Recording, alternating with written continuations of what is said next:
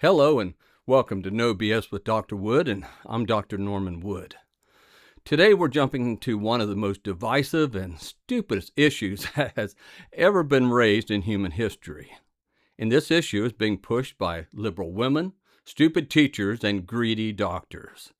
And that issue is transgenderism. I swear to God, some people are the stupidest creatures on the face of the planet.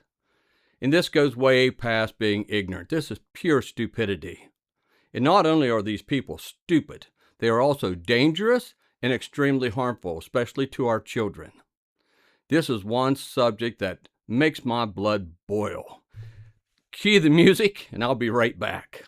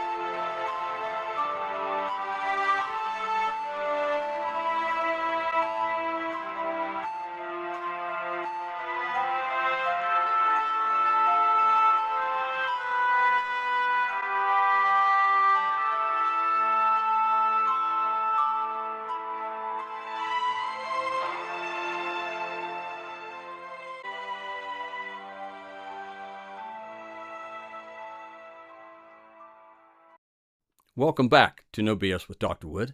Let me start by saying, and this is extremely important to remember, there is no such thing as a minor having gender dysphoria. Actually, you can't make this diagnosis with confidence of any person under the age of 30, unless you are a quack medical doctor or some counselor or therapist that doesn't know shit while they are trying to justify their own existence and bill your medical insurance. The transgender mental illness has been around since the dawn of mankind. In the past, these people weren't treated very well, and many times they were killed, depending on the culture. They were stoned to death, thrown off the top of buildings, set on fire, you name it, and it was done to them. Only in the past few decades has this ailment been properly addressed as a serious mental illness diagnosis. And in America, approximately 0.3% of the population, and remember that, 0.3% of the population over the age of 30 has this illness. That is almost identical to the incidence of schizophrenia in adults. And that makes sense. And let me say this again. No one can be properly diagnosed with gender dysphoria under the age of 30. And this is why. Over 90% of people who claim to have gender dysphoria as a minor change their minds by the age of 30 and start identifying with their birth sex. You will see stats from trans activist sites where they say that only about 10% of trans people ultimately detransition. That is so much bullshit. The numbers don't lie. I have been a physician for over 30 years, and I have treated patients with gender dysphoria. One was a retired police officer who walked into my clinic with a purple wig on and wearing a dress and high heels. And he was a big burly guy with a slight beard. That is true gender dysphoria, and there is no cure of it if you are an adult, just like there is no cure for schizophrenia. However, there is a cure for gender psychosis or gender delusion if you're under the age of 30. Do you know what that treatment is called? And it's not a magic pill or medicine. It's called puberty and maturity. Puberty cures gender dysphoria over 90% of the time. In the United States, people under the age of 30 right now claim gender dysphoria at a rate of approximately 3% of that population. That is 3.8 million people in that age group. Over the age of 30, the true incidence of gender dysphoria is approximately 0.3%. That is 400,000 people, and that is roughly the same rate of schizophrenia. So we have gone from 3.8 million gender dysphoria cases below the age of 30 to 400,000 cases of gender dysphoria in anyone over over the age of 30. So what happened to the other 3.4 million cases of so-called gender dysphoria? What happened to the other 90% plus of people who said they were transgender? Did all those people just disappear off the face of the earth? No, it's called puberty and the maturation of the human brain. Those 3.4 million immature brains were never transgender to begin with. They were just stupid, immature kids. And 70% of the time, it is young, emotional girls that are being allowed to do this by irresponsible, stupid parents, and this is mostly being encouraged by their mothers. Doctors, teachers, and therapists are not telling children and the parents the truth. And the truth is this: if they just wait, the vast majority of children who think they are transgender are only experiencing delusional psychosis that will self-resolve on its own. It's gender confusion and nothing else. And it goes away the vast majority of the time with maturity. Doctors and therapists are not telling the truth. Instead, they are encouraging further treatments and they are billing insurance companies for millions of dollars for multiple visits and surgeries. They are getting rich and they are ruining these children's lives and the lives of the families. Doctors and hospitals are using the immaturity of kids and the emotional responses by a lot of mothers as a cash cow. Before I even had a consultation, medicalization was already on my mind because these ideas were going around that this was an inherent medical condition I had, that somehow on some level I was actually a young man and I would not be able to survive really without going through this. Mom and dad were actually trying to protect me from this. They had no problem with me dressing differently, but they knew I wasn't a boy. They knew that I wasn't transgender and that this was something that very likely would pass over time. And even though I believed for years I was a boy, even though I went as far into this as I did, it turned out that that was true. This distress was something that was transient. I was going to grow out of it. But they only signed off on it when they were told that it was life or death for me. I want every parent to know, every parent who is struggling with this with their child, that they don't have to say yes to this. Your two choices are not between picking up your child from the morgue or putting them down this lifelong path of medical experimentation. You can love your child the way that they were made. You can love your child for who they are and tell them the truth that no, you are not the opposite sex. You are not a transgender boy. You are not a transgender girl. But I love you as you are. I see how you feel. And we're going to get to the bottom of it, but I am not going to allow you to get into harm's way. Whether you're an official in the government, as adults, we all have the responsibility to look after the children around us. That is our duty. And sometimes that involves saying no to a child's immature misgivings about their body, their confusion as they're going through this naturally very tumultuous time in their life. And that is part of our responsibility as adults, because children do not always know what is in their best interests. And the way that they feel about something, the way that they feel about themselves, their sense of identity, is something that is naturally fluid because they are not adults yet. And we cannot expect them to have the appropriate judgment to influence decisions like this. Chloe Cole's initials are CEC, but the doctors and hospitals, they saw her initials as ATM. Our laws say an adult is anyone over the age of 18. That is the legal definition of maturation, but that is not the biological date of maturation. The human brain does not begin to mature until the age of 25 and reaches full maturity around the age of 30. How many of us made good, mature, logical decisions before the age of 25? None of us did, or they were very damn few. We were all adolescent idiots. So why are we now allowing children who are experiencing temporary psychotic delusions over 90% of the time, to decide to have their genitals cut off and to have breasts of young girls cut off and thrown into the trash can. There is absolutely no valid medical reason in this world to amputate normal, healthy sexual body parts.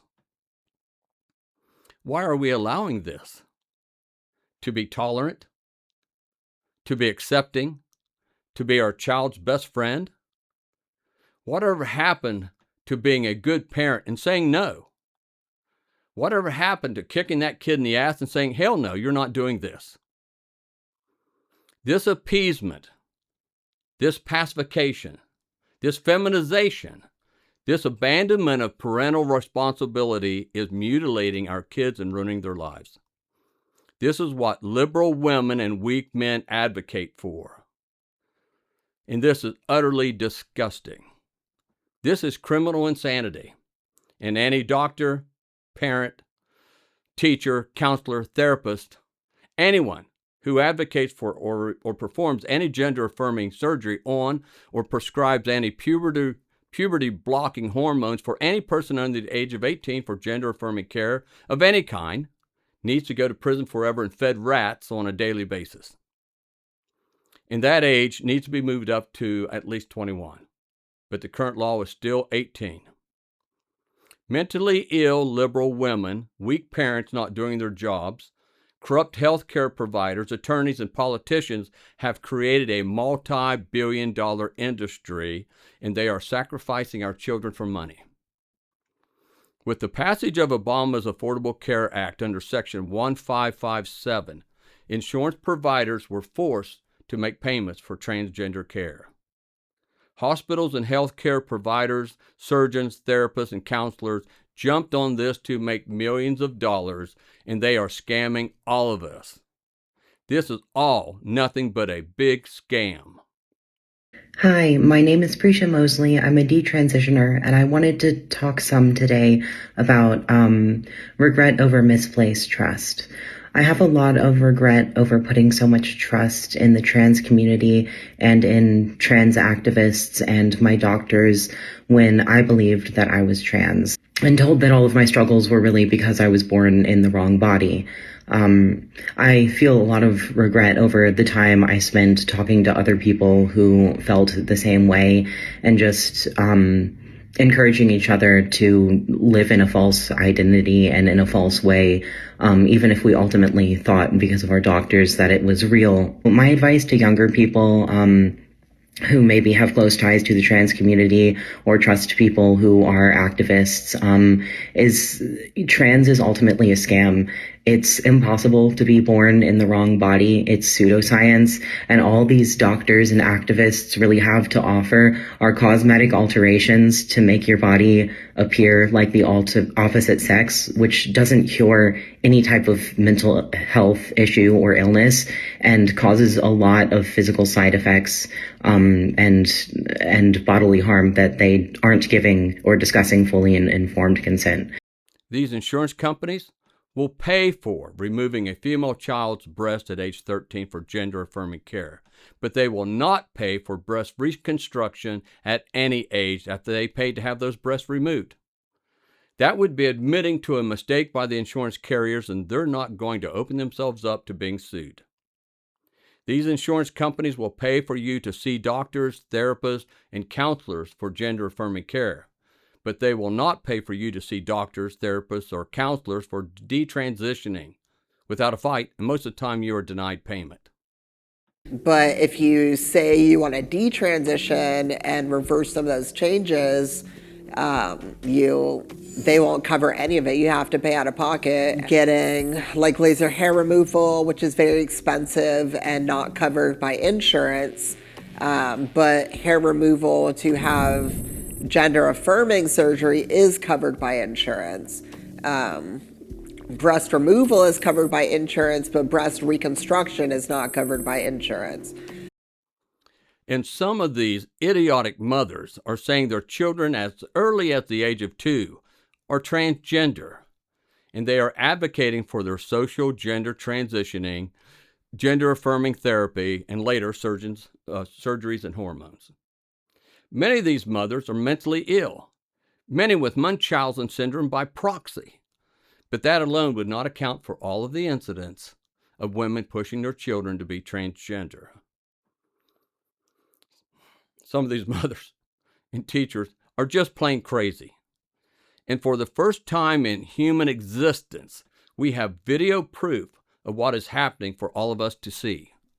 We no longer have to wonder of the bizarre behavior of liberal women. Their mentally ill behavior is all over the internet.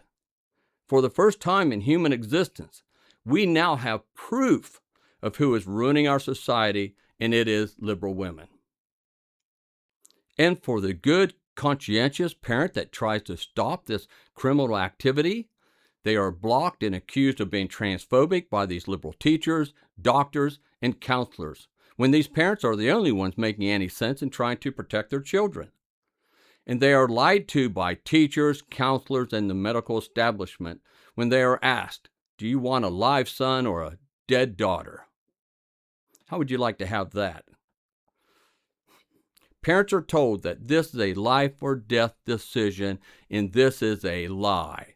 Parents are told that without gender-affirming care, their child will more than likely kill themselves. This is an outright lie. Minors who have been allowed to undergo gender-affirming care with hormone blockers or breast removal surgery are 7 times more likely to try to kill themselves later. 40% of people who are transgender try to kill themselves. In a normal population, in a society where the kids are told no, less than 5% ever attempt suicide. And in 2020, right before, like a year before I decided to detransition, I tried to kill myself and was almost successful. I put myself in a coma for 4 days, taking pills. And after I woke up from the coma was when I kind of accepted that something had to change. Even Elon Musk was lied to this way about one of his sons. So do you think any parent is safe from these lies, from these deceptions? The whole time these criminals are making money on your children's misery and mutilation. These people need to go to prison or the dirt. We can no longer ignore this. We can no longer turn our backs while our children are being mutilated and their lives ruined. Good men and good women need to stand and say, you are not going to allow this to happen ever again. The laws need to be changed to protect these children. We need to have Child Protective Services go to any home and remove any child that is being led towards transgenderism in any way. And in 90% of the time or more, we will be saving that child's life, because over 90% out of 100 children will be saved that way. And the parents need to have serious psychiatric evaluations. And the parents should not be granted custody of that child until it can be documented that that parent is no longer a danger to that child. And I don't like the thought of Child Protective Services to be involved with anyone's privacy. But when we have parents pushing their children to be brutally harmed, mutilated, and their lives endangered or ruined, we must think of the children's safety and not the parents' ignorant feelings. And the schools, teachers, therapists, hospitals, and doctors, they all need to be sued out of existence. And that has actually already started. Detransitioners are winning millions of dollars all across this country, as they should. And the Children's Hospital in Connecticut, just this last week, is the latest hospital to reach a settlement with the U.S. Department of Justice to stop gender-affirming care for any minor. The Cleveland Clinic and the Children's Hospital in Texas have already stopped after the DOJ investigations. What these hospitals and doctors are doing is nothing short of butchery. Search online for vaginoplasty, that is vaginoplasty, and look at the real pictures, not the drawings. Look at the real pictures. This is not surgery. This is pure criminal mutilation of a body. This is what Dr. Mengele did at the German concentration camps to Jewish children. They removed a boy's penis and leave an open wound onto the boy's groin for the vagina. They try to make the new lining of the vagina from the skin taken from the penis or the scrotum, or they take a section of the child's colon out and try to make that into a vaginal lining. This is insane. Look at the pictures. It is nothing but an open wound into the groin area that will heal shut if it is not packed multiple times a day with a plastic lubricated cylinder for dilatation. And you must continue that dilatation and lubrication for the rest of your life, and it is extremely painful. This is trying to heal, and you got to keep ripping it open. Google daily treatment for vaginoplasty. Daily treatment for vaginoplasty. And this butchery of children is still going on. These crazy parents, greedy doctors, and hospitals are still trying to keep these procedures legal, and they try to prevent the states from stopping them. But the Supreme Court has ruled that the Tennessee law that stopped these procedures was enforceable, and this butchery could be legally stopped by state law for anyone under the age of 18. But as I have pointed out, you're still not biologically mature at age 18. There's still going to be a lot of regrets. And breast removal for minors is still legal in half of the states down to the age of 13. Puberty blockers that they use when you start puberty, which is anywhere from 9 to 12. For a breast removal surgery, you can be as young as 13. I mean, Lupron is the main puberty blocker that's given. And Lupron is also the medication given to chemically castrate sex offenders. And, you know, they were sued in the early 2000s for being a criminal enterprise and rebranded as a medication for transgender children as a puberty blocker. It's so unethical when you have literal children, teenagers, making these decisions, because it's not the teenagers making it on their own. It's the adult influencers, you know, telling them what they should and should not feel. You know, I know one person comes to mind who at 2 years old, they were saying that they were a girl and their mother was like, okay, fine, you're a girl, and socially transitioned them. And now they're a preteen and they're on puberty blockers. And their other sibling also came out as trans a few years after that. It's like the kid is not really, I mean, I know 5-year-olds that think they're dinosaurs, you know what I mean? So sitting there, it's like one day you're a dinosaur, the next day you're a boy, and adults take it so seriously that they end up changing these aspects of their children that will have lifelong repercussions. Let kids be kids. You know, kids don't need to worry about their gender or their future in that way. Just let them live their life and stop pushing an agenda on them about affirm. You know, just let them live. This is nothing short of butchery by greedy doctors and hospitals. This is insane, and it must be stopped. And the quickest way to stop it is to put these surgeons in prison and anyone else associated with gender-affirming care of minors.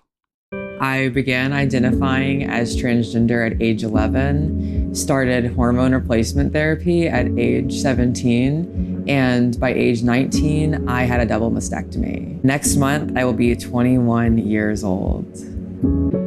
We hear a lot, would you rather have a dead daughter or a living son? And that was the sort of mindset that they were exposed to and, you know, they acted from. I was undergoing surgery.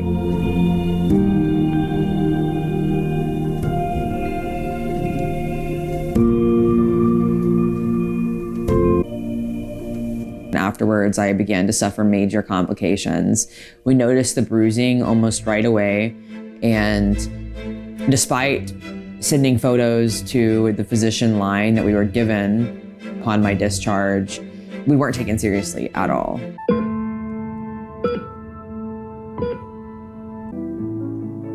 Sometimes the compassionate response is one which sets firm boundaries.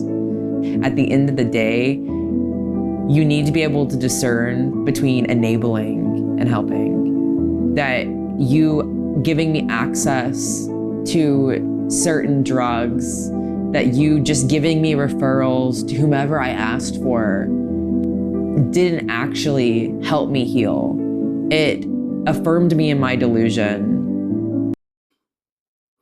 And some of these idiot liberal female doctors can't even tell you what a woman is or if a man can even get pregnant. Can men get pregnant? I take care of people with many identities, but Can men get I take care pregnant? of many women that can get pregnant. I do take care of people that don't identify as women. That Can men get pregnant? again, as I'm saying, Let me just remind you what you testified to a moment ago. Science and evidence should control, not politics. So can men get pregnant? You're a totally doctor, I agree. think. Science and evidence should guide medicine. Do science and evidence tell us that men can get pregnant? Biological men, can they get pregnant? I also think yes/no questions like this are a political tool. And No, yes/no questions are about the truth, doctor. Let's not make a mockery of this proceeding. That is insane. That doctor's medical license should be revoked for life. And have you seen what's been happening in the Women's National Basketball Association? I love what's currently going on in the WNBA. We now have 2 professional men basketball players saying they now identify as women and want to play in the Women's National Basketball Association. Former NBA players Enes Kanter and Royce White have declared for the 2027 WNBA draft. After careful consideration and reviewing the current eligibility guidelines, I am officially declaring myself a WNBA prospect. If simply declaring who you are is all that's required, then I meet every single requirement necessary to compete in the WNBA. My team and I have carefully examined the WNBA's eligibility criteria and governing framework surrounding self-identification and inclusion. Based on the current guidelines, I can and am officially declaring my eligibility for the upcoming WNBA draft in May 2027. I am definitely not here to mock, make fun of, or disrespect any community or personal choices. I am simply asking that the current rules be applied equally to everyone. The rules that represent the very values many WNBA players and coaches have publicly advocated for. My team and I are prepared to ensure these guidelines are applied equally, consistently, and without exception. And I look forward to the WNBA honoring its stated principles. See you at training camp. Oh, earlier this week I made the announcement. I'm transgender. I'm a woman. I identify as sometimes identifying as a woman for purposes of basketball, professional basketball. So I'll be declaring for the WNBA draft in 2027 as well. I think I'd be unstoppable. But I'm a team first guy. I'm a pass first kind of player. I do the little things. I led my team in all 5 major stat categories at Iowa State University. So I do a little bit of everything. I'll do whatever the coach needs me to do. I'll do whatever the girls need me to do. I think the WNBA could come out and make a definitive statement about guys with a pair of balls playing in the women's association. But hey, that'd be probably too much like right. So, and I don't want to be discriminated against. No, I want fair treatment. I'm a young black, hopefully United States senator. That would like a fair chance to participate as a sometimes identifying as a transgender woman athlete. I love it. These are good men coming forward and saying they want to play for the WNBA. And these stupid liberal women can't see what's coming next. If these men are not allowed to play under WNBA's current policy that allows a person who identifies as a woman to play, the WNBA is going to be dragged into federal court and sued for civil rights violations against unfair treatment because of sex. And that is against Title IX. WNBA Commissioner Kathy Engelbert sent a league memo describing transgender athlete participation as complex and nuanced topic. No, it's not, you dumbass. It's black and white. You're either a woman or you are not. This is how liberal women think. It is all emotional and it is stupid. And it's about time good men stood up to this to these insane women and shoved it down their throats. This all must stop. My God, this all must stop. We're not going to have a country for much longer. So I leave you with a couple quotes from one of our founding fathers, Thomas Jefferson. He said, "The tree of liberty must be refreshed from time to time with the blood of patriots and tyrants. It is its natural manure." And Mr. Jefferson also said, "I hold it that a little rebellion now and then is a good thing, and as necessary in the political world as storms in the physical." Smart man. His words 250 years ago are still true today, and people need to be put on notice. And on my next podcast, I will go into who is damaging our society and why. So thank you for watching. And until next time, this is Dr. Norman Wood signing off. God bless all of you. God bless West Virginia. God bless Fish Creek. And God bless America.